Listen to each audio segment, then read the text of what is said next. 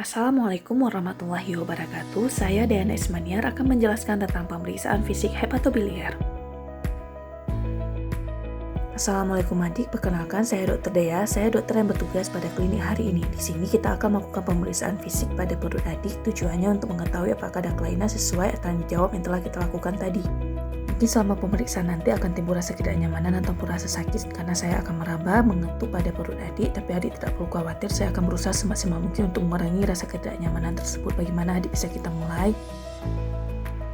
Nah, kemudian adik silakan dibuka pakaian atasnya, kemudian berbaring sini, dan sini saya berdiri sebelah kanan pasien. Bisa kita mulai, Dek? Sebelum kita melakukan pemeriksaan fisik, di sini kita harus mencuci tangan terlebih dahulu.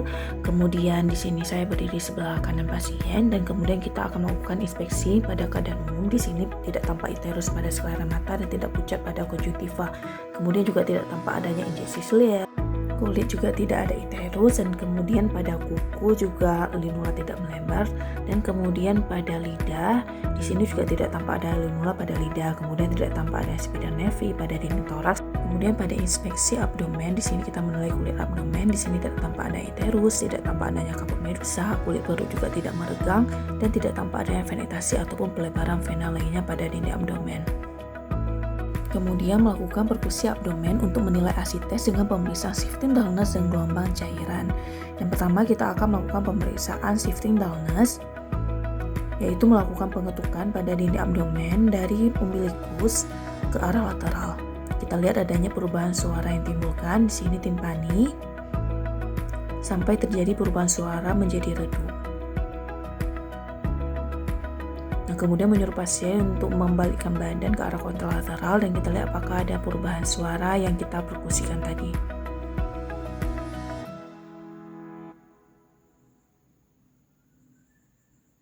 Kemudian kita lanjutkan ke pemeriksaan undulasi atau gelombang cairan. Di sini menaruh tangan untuk memfiksasi, kemudian kita mengetuk pada bagian lateral dari sisi perut pasien,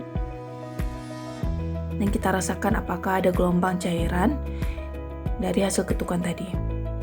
Kita lakukan pada dua sisi.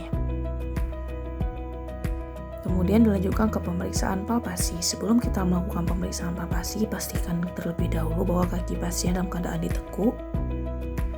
Kemudian di sini kita melakukan palpasi hepar dengan cara meraba abdomen pasien dari sias kanan ke arkus costei kanan dan menyuruh pasien untuk menarik nafas. Kemudian kita raba apakah ada pembesaran hati atau tidak.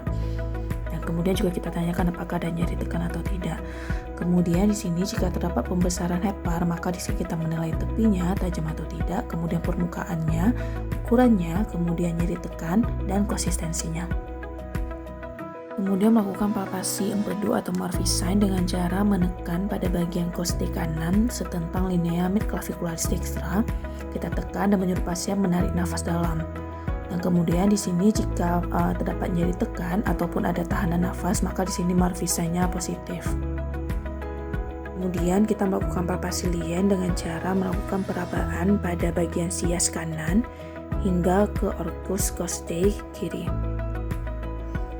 Di sini sambil menyuruh pasien untuk tarik nafas.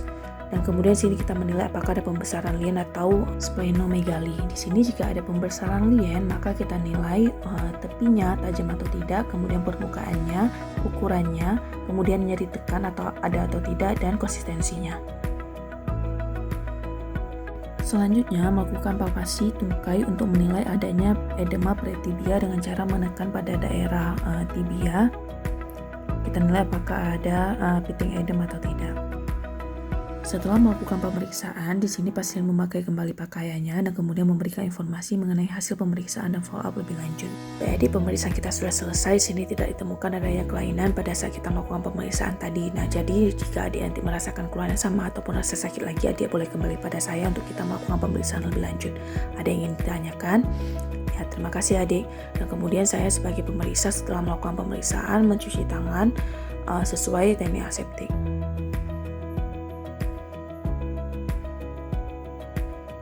Sekian video dari saya, semoga bermanfaat. Terima kasih.